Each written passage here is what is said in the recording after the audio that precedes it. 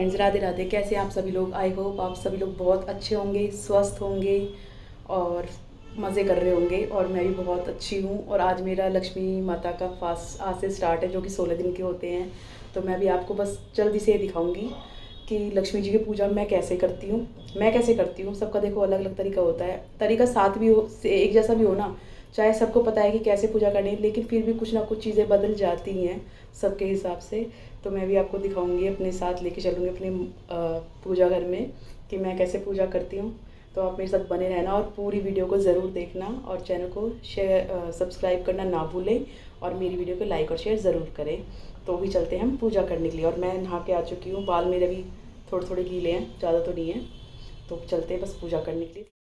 तो फ्रेंड्स, मैं आ चुकी हूँ पूजा की जगह पर और यहाँ पर मैंने तैयारी शुरू कर दिया है। यहाँ पर सबसे पहले मैंने हाथी को ना खड़िया से वाइट कलर में कलर कर दिया है, क्योंकि हमें इसमें सफ़ेद हाथी चाहिए होता है। जबकि हमें वैसा हाथी तो चलो जैसे तैसे हमें बस मिल गया, क्योंकि सफ़ेद हाथी तो छोड़ो, कैसा भी हाथी मिलने में नहीं आ रहा था। और जैसा कि आप यहाँ पर देख रहे हैं कि इसके ऊपर दिए, हमें ये भी नहीं चाहिए था, हमें सिर्फ हाथी चाहिए था। बट जैसा टाइम पे मिल गया, हमें उसी से काम चलाना है। तो मैं यहाँ पर इसको रंग में रंग रही हूँ, वाइट कलर में। तो ये थोड़ी देर में सूख जाएगा। इसको कलर करके मैं अभी साइड में रख दूँगी। और इसका जो दिया है उसको छिपाने के लिए मैं इसके ऊपर से हाथी जी को भी सजा दूँगी, क्योंकि वैसे भी इसमें हाथी की भी मेन पूजा की जाती है लक्ष्मी जी के, महालक्ष्मी जी के व्रत में। मैंने वैसे सारी चीज़ें अपने पास ही रख ली थी, लेकिन फिर भी मुझे बार बार उठ के जाना पड़ रहा था सामान लेने के लिए, क्योंकि कितनी भी तैयारी कर लो कुछ ना रह ही जाता है। तो यहाँ पर मैंने कलावा लिया है और इसको 3 बार फोल्ड कर लिया है। और मैंने काफ़ी लंबा कलावा लिया है, क्योंकि इसमें मुझे लगानी है 16 गांठें। और साथ में ये भी ध्यान रखना पड़ता है कि जो कलावा है उसमें 16 ही तार होने चाहिए। तो मेरा जो कलावा था वो 6 तार का था, इसलिए मैंने इसको 3 बार फोल्ड किया तो ये 18 तार हो गए। फिर मैंने इसमें से 2 तार अलग कर लिए थे, तो ये बन गया 16 तार का कलावा। और इसमें मैंने फिर धीरे धीरे अपनी 16 गांठें लगा ली, क्योंकि 16 गांठें भी लग तो जाती हैं, पर कई बार ना कलावा छोटा पड़ जाता है कि वो हाथ पे बांधने में नहीं आता। तो इसलिए मैं पहले से ही लंबा कलावा ले लेती हूँ। और 16 गांठें लगाने के बाद फिर मैं देख रही थी कि इसमें और क्या करना पड़ता है, क्योंकि बार बार ना थोड़ा सा भूल जाते हैं। 1 साल के बाद ये व्रत आता है, तो बहुत सारी चीज़ याद भी रहती है, लेकिन फिर भी कंफ्यूज हो ही जाते हैं। तो मैं इसलिए बुक अपने साथ रखती हूँ, ताकि इसमें से देख के फिर मैं अपना सारा चीज़ें अपनी पूरी विधि अच्छे से कर पाऊँ। तो यहाँ पर फिर मैंने उसके बाद ले लिया था कलश, और कलश में कलावा बांध लिया था, क्योंकि कहते हैं ना कि कोई भी पूजा जब तक पूरी नहीं मानी जाती है, जब तक कि कलश पे आप कलावा नहीं बांध लो। और जो पुराना कलावा होता है कलश में बंधा हुआ, वो भी हटाना पड़ता है। तो मैंने वो तो सुबह ही तोड़ के हटा दिया था। और यहाँ पर मैंने कलश बांध के और इसके अंदर कॉइन और जो जो चीज़ें डालते हैं, जैसे हम नवरात्रों की पूजा में भी डालते हैं, वो करके। और पान के नहीं थे, सॉरी, ये आम के पत्ते लगा के, और इसके नीचे चावल भी रख दिए थे। और उसके ऊपर फिर मैंने नारियल लगा के, और नारियल के ऊपर भी, क्योंकि मेरे पास ना चुन्नी एक ही लेके आए थे चाचा जी, तो मैंने फिर एक तो चाची से ली थी, लेकिन मुझे 2 या 3 की ज़रूरत थी। तो फिर मैंने यहाँ पे भी कलावा ही लपेट दिया और अपनी कलश स्थापना कर दी। और उसके बाद मेरी हो जाती है पूजा स्टार्ट। हाथी जी को भी मैंने यहाँ पे बिठा दिया है, क्योंकि इसमें ना सबसे पहले हाथी जी की पूजा की जाती है। हाथी जी को वैसे तो सिंबल माना जाता है गणेश जी का, तो इसमें भी यही था कि सबसे पहले गणेश जी की पूजा करनी थी। उसके बाद लक्ष्मी जी को भी ना सफ़ेद आसन के ऊपर बिठाना होता है। और लक्ष्मी जी की जो मूर्ति या जो भी चित्र है, उसको पहले पंचामृत से स्नान करा के, फिर उसको गंगा जल से स्नान करा के, फिर मैंने उसको भी लाल कपड़े से अच्छे से सजा दिया था। और यहाँ पर फिर मैंने उसके बाद पूजा करी स्टार्ट, यानी कि पहले फूल तिलक लगाया, फिर फूल चढ़ाए। और उसके बाद जो घास होती है ना, दूब जिसको बोलते हैं, हरी फ्रेश घास, वो मैंने हाथी जी को चढ़ाई, क्योंकि उसमें चढ़ाना होता है। और वैसे भी गणेश जी को बहुत प्यारी होती है ये, तो फिर मैंने वो भी करा। और इसमें ना काफ़ी सारी चीज़ें होती हैं जो रखी जाती हैं लक्ष्मी माता के पास, जैसे कि लाल चंदन, गेरू, सूत, कच्चा सूत जो होता है वो, कलावा, लाल पत्र, और भी कई सारी चीज़ें होती हैं। सुपारी होती हैं 16, ये सारी चीज़ें 16 की क्वांटिटी में ही रखी जाती हैं। और ये सब मैंने रख दिया था। उसके बाद जितनी भी श्रद्धा हो उतना दक्षिणा चढ़ा दी जाती है। और उसके बाद जोत जला के होती है पूजा की शुरुआत। तो सबसे पहले गणेश जी का ध्यान किया जाता है। तो गणेश जी का ध्यान करते टाइम उनके मंत्रों का उच्चारण करते हैं।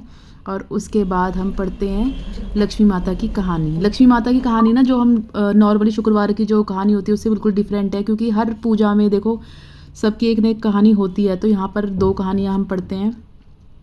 और उसके बाद एक यहाँ पर ख़ास कहानी होती है जो 16 बोल की बोली जाती है, क्योंकि इसमें हर चीज़ ना 16 की संख्या में ही होती है। तो यहाँ पर 16 बोल की एक कहानी होती है, जिसे बोला जाता है। और उसके साथ ना कलश में ना 16 दाने मतलब दाने आप कितने भी डाल सकते हो, लेकिन गेहूँ या चावल के दाने छोड़े जाते हैं।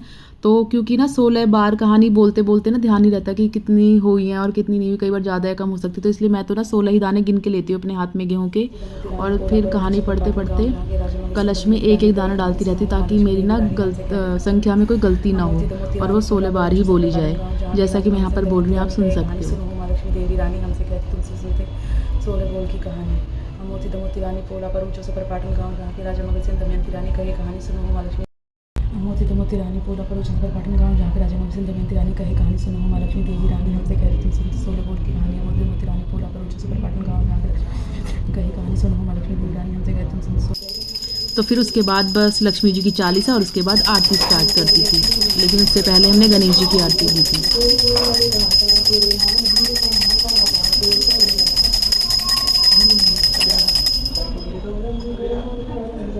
हमारे हालत से ख़राब होते वैसे हो रहा था, लेकिन जैसे ही मैंने भगवान जी से प्रार्थना करी ना, सच में तब से मुझे इतनी शांति से पता नहीं, और एक ना पूजा करने के बाद एक अलग ही संतुष्टि मिलती है, वो हो रही है मुझे। और जब भी मैं पूजा करती हूँ ना तो मुझे ऐसे ही फील होता है, तो मुझे ना बहुत अच्छा लगता है ऐसे पूजा करना।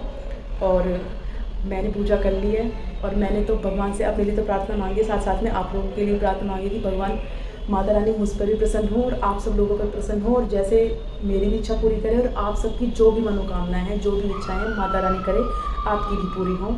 तो जो बोलो जय श्री लक्ष्मी माता की जय हो।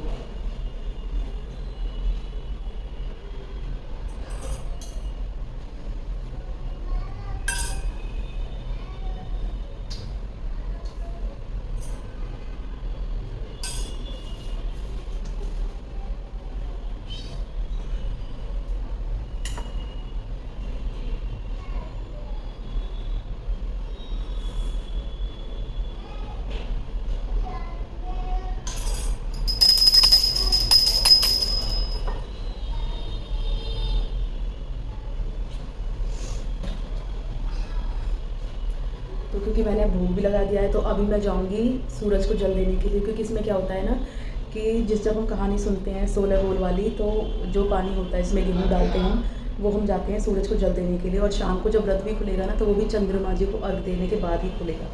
तो बाकी थोड़ी बहुत जो जानकारी है मैं आपको अभी थोड़ी देर में बना के, चाय मेरी बन चुकी है, और चाय के साथ अभी तो मैं कुछ नहीं ले रही हूँ, सिर्फ मैंने चाय, और यहाँ पर है 2 डेट्स। भी कोशिश करूँ ना तो भी मैं फ्रूट नहीं खा सकती, तो इसलिए बस मैंने अभी चाय के साथ सिर्फ 2 खजूर ले लिए। एक तो वैसे मुझे भूख भी नहीं लग रही है, और मेरी पूजा तो हो ही गई थी जैसे मैंने आपको बताया था। तो ये वाले जो व्रत होते हैं ना, ये राधाष्टमी को शुरू होते हैं, जैसे कि आज राधाष्टमी है। तो सबसे पहले तो आप सभी को राधे राधे।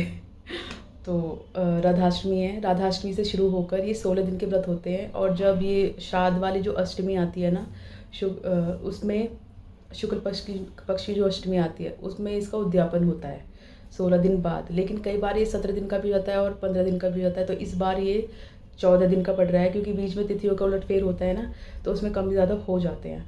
तो मेरा ये व्रत अब 14 दिन का है, तो बस इसमें डेली वैसे तो नॉर्मल वही पूजा होगी लक्ष्मी जी की, पहले कहानी सुननी है, फिर चालीसा करनी है, उनकी स्तुति वगैरह जो भी करना होता है वो सब करेंगे, और डेली पूजा करेंगे। और वैसे इसमें बोला कि भाई लाल रंग के कपड़े पहनो, पर 16 दिन तक सिर्फ लाल रंग के कपड़े पहनना तो पॉसिबल नहीं है। और सच कहूँ तो चलो आज मैंने नया सूट पहना है, और उद्यापन वाले दिन भी मैं नया सूट पहनूंगी, लेकिन मेरे लिए तो रोज़ नया सूट पहना भी पॉसिबल नहीं है, क्योंकि ना मुझे ना एप्रन पहनने में तो आती है दिक्कत, और बिना एप्रन के फिर ना कपड़े ना गंदे हो जाते हैं, तो कहीं ना बाहर भीतर पहनने के मतलब के नहीं रहते। तो इसलिए मैं घर में ना जितना सिंपल से पुराना सूट होता है ना, मैं वही कपड़े पहनती हूँ। और रही साड़ी की बात, तो वैसे मैं सोच रही थी कि साड़ी पहनूं, पर साड़ी पहन कर ना मेरे से कोई भी काम नहीं होता। तो साड़ी पहनना मुझे वैसे भी कम पसंद है, क्योंकि उसमें बड़ी दिक्कतें आती हैं। अगर कहीं बाहर जाना है कभी कभार तो ठीक है, उसके लिए ओके, क्योंकि वहाँ पे जाके आपको कुछ काम नहीं करना, बस सज के बैठ जाओ, घूम घाम के आ जाओ। लेकिन घर में मुझे साड़ी पहनना बिल्कुल भी नहीं पसंद। और घर में तो खैर मुझे सच बताऊँ तो मेकअप करना भी पसंद नहीं है, मुझे बहुत सिंपल ही अच्छा लगता है, मैं उसी में बहुत कंफर्टेबल रहती हूँ। पर बाकी सबकी अपनी अपनी पसंद है, किसी को कुछ ही पसंद हो सकता है। तो फ्रेंड्स बस आज का मेरा व्रत यहाँ से शुरू, इसमें कुछ नहीं होगा, शाम को होगा कि शाम को ना वैसे इसमें आपकी मर्ज़ी है, एक टाइम खाना खाना होता है, लेकिन बहुत से लोग जो होते हैं भाई जिनमें इतनी हिम्मत या ताकत हो जो फलाहार कर करके ये व्रत रख लें, वो कर सकते हैं, बट मेरे बस की नहीं है। तो मैं एक टाइम प्रॉपर खाना खाती हूँ, जो भी घर में बना होता है, सब्ज़ी रोटी वगैरह सब कुछ। और इस व्रत में ना जो लक्ष्मी जी का भोग होता है वो दूध से बनी हुई बर्फ़ी, मिठाई या कुछ भी हो सकता है। तो अभी तो मेरा ना सामान थोड़ा थोड़ा कम आया है, क्योंकि रात को मैंने इनको लेट बताया था जब ये लेके नहीं आए, और सुबह सुबह मैंने इनको बोला तो एकदम से मुझ पर चिल्ला के पड़े, क्योंकि उनको नींद आ रही थी। तो फिर मैंने इनसे कुछ बोला ही नहीं, मतलब नहीं तो फालतू में लड़ाई हो जाती। तो मैंने इनसे कुछ बोला नहीं। अब मेरे पास जो जो सामान था वो मेरी फूल माला भी नहीं आई, और जो क्या कहते हैं पान वाले पत्ते हो ना वो भी नहीं आए, और मिठाई भी नहीं आई। फ्रूट तो चलो मेरे घर में जो रखे थे मैंने वही लगा दिया है भोग, और बाकी अभी मैंने ड्राई फ्रूट से भोग लगाया है। मिठाई मैं कोशिश करती हूँ कि मैं खुद ही बनाऊँगी, क्योंकि हर बार तो मेरी मम्मी बना के भेज देती है वो दूध वाले ना पेड़े बना के घर में, और वो मेरे लिए हमेशा भेज देती है। बट अब पहले उनके पास भैंस थी, अब उनके पास भैंस नहीं है, तो इसलिए मैंने भी उनको बोला नहीं है, तो इसलिए वो नहीं भेजेंगे। तो मैं सोच रही हूँ अपने घर में ही ना खुद ही मावा बना के और उसकी बर्फ़ी खुद से बना के ट्राई करती हूँ। लक्ष्मी जी का भोग तो लग ही जाएगा, क्योंकि मुझे ना बाहर मार्केट वाले पे बिलीव नहीं है कि वो क्या मिक्स करते हैं उसमें। तो क्योंकि वो वाली जो दूध की होती है वो तो हम भी भोग लगाने के बाद व्रत में ले सकते हैं। तो मैं कोशिश करूँगी मैं घर में खुद ही बनाऊँगी। बस यही था पूजा पाठ का। और फूल माला मैंने चाची से 4-5 फूल उधारे मांगे थे, उधारे नहीं मतलब ऐसे ही मांगे थे कि चाची आप ही दे दो, क्योंकि मेरे घर में तो अभी आई नहीं है। तो मैंने फूल चढ़ा दिए। वैसे मैं माला भी कम चढ़ाती हूँ, फूल ही ज़्यादा चढ़ाती हूँ, क्योंकि ना माला चढ़ाने से ना फूल ना ज़्यादा वेस्ट होते हैं, तो मुझे ना वो भी पसंद नहीं है। मैं इसलिए फूल चढ़ाती हूँ, क्योंकि उसको ना डिस्कार्ड कहाँ करें कहाँ फेंकें उस चीज़ का बड़ा चक्कर पड़ता है। तो और हाँ फ्रेंड्स, मुझे आपसे एक चीज़ पूछनी थी कि जो लड्डू गोपाल के जो कपड़े होते हैं पुराने, आप लोग उनका क्या करते हैं? प्लीज़ कमेंट करके बताना, क्योंकि मेरे पास काफ़ी सारे इकट्ठे हो रहे हैं और मुझे कुछ समझ में नहीं आ रहा कि उनका मैं क्या करूं, क्योंकि आजकल बहाने पानी में तो बहाने देते नहीं और ऐसे भी कहीं फेंक नहीं सकते उनको। तो मुझे प्लीज़ कमेंट करके बताना कि आप लोग उनका क्या करते हैं, ताकि मुझे थोड़ी सी हेल्प हो जाए। तो बस अपना ब्लॉग मैं आज यहीं पर ख़त्म करती हूँ, और मिलेंगे फिर आपसे एक नए ब्लॉग में। मेरा बस आज का ब्लॉग बस ये पूजा पाठ का ही था, लक्ष्मी जी का ही। तो आपसे नए ब्लॉग मिलूँगी, तब तक के लिए टाटा बाय बाय और जय माँ लक्ष्मी।